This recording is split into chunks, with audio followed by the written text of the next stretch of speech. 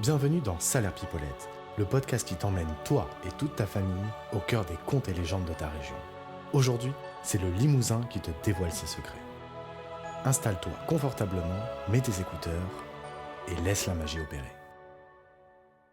Le conte de la pierre à soupe.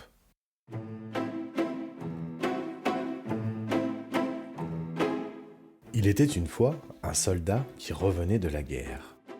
Le chemin était long, le vent glacial, et il avait une faim de loup. Après des heures de marche, il arriva enfin dans un village. À la première maison, il frappa et demanda gentiment un peu de nourriture, mais les gens secouèrent la tête. « Pauvre homme, nous n'avons même pas de pain pour nous-mêmes !» lui répondirent-ils. Déçu, il continua son chemin et tenta sa chance à la maison suivante.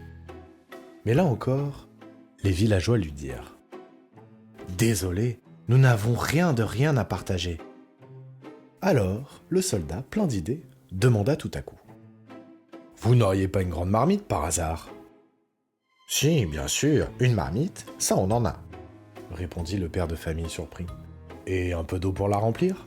demanda le soldat. « Oui, on a de l'eau. C'est à peu près tout ce qu'on a d'ailleurs, » dit la mère. « Parfait !»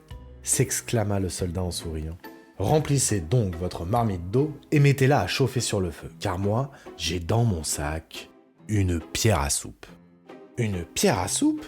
répétèrent les villageois intrigués. « Oui, une pierre qui fait de la soupe. C'est magique, vous allez voir. » répondit le soldat en sortant une pierre qui ressemblait à toutes les pierres du monde. Puis, il la déposa dans la marmite. « Maintenant, il n'y a plus qu'à attendre que l'eau... » dit-il en souriant. Les villageois étaient tellement curieux qu'ils s'assièrent tous autour du feu pour observer. Au bout d'un moment, le soldat demanda « Vous n'auriez pas un peu de sel ? Ça aide la pierre à faire une soupe bien meilleure. » La mère lui donna alors une pincée de sel qu'il ajouta dans la marmite. Puis, le soldat fit semblant de réfléchir et dit « Un peu de carottes donnerait encore un peu plus de goût, mais bon. » « Oh, des carottes ? Nous en avons quelques-unes, » dit la femme en les apportant. Alors qu'elle cuisait, le soldat raconta des histoires de ses aventures, faisant rire toute la famille. Puis, il dit d'un air pensif « Quelques pommes de terre rendraient cette soupe parfaite. »« Nous en avons justement 3 ou 4. Je vais les chercher, » dit la fille aînée. Ils pelèrent les pommes de terre et les ajoutèrent à la soupe. Ensuite, le soldat demanda gentiment « Un petit oignon ajouterait encore plus de saveur. » Le père envoya le fils cadet en emprunter chez un voisin et hop, les oignons rejoignirent la soupe bouillonnante. Ils continuaient à rire et à discuter lorsque le soldat, l'air de rien, ajouta « Vous savez, chez moi, on aime bien ajouter du chou dans la soupe.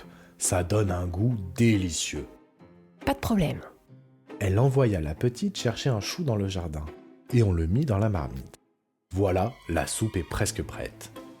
Elle est même plus délicieuse que jamais. À ce moment-là, le fils aîné entra en portant une jolie poule. Parfait, c'est ce qui manquait à cette soupe. Ils plumèrent la poule, la vidèrent et hop, elle rejoignit les légumes dans la marmite. L'odeur délicieuse de la soupe se répandit dans toute la maison. Lorsque la soupe fut prête, ils la goûtèrent tous ensemble. Elle était si bonne que tout le monde se régala. Il y en eut même assez pour toute la famille et le soldat. Après ce festin, la mère, les yeux brillants, dit au soldat « Quelle merveille, cette pierre magique !» Le soldat sourit et, en guise de remerciement, lui tendit la pierre. « Gardez-la, elle vous fera toujours de délicieuses soupes, à condition de la préparer comme aujourd'hui. » Et le soldat reprit son chemin, un grand sourire aux lèvres. Au village suivant, qui sait, il trouverait bien une autre pierre pour recommencer l'aventure.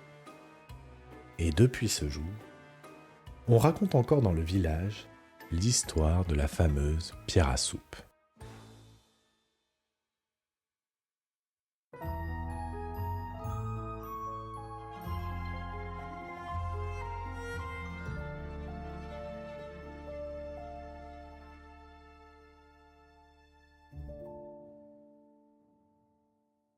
Et voilà, c'est déjà la fin de cet épisode de Salaire Pipolette. J'espère que cette histoire t'a fait voyager. Si tu as aimé ce conte, n'oublie pas de t'abonner au podcast pour ne manquer aucune des prochaines légendes. Et si tu veux nous aider à faire grandir cette aventure, laisse-nous un petit avis. Cela nous fera très plaisir et aidera d'autres voyageurs à découvrir Salaire Pipolette. À très bientôt pour de nouvelles histoires.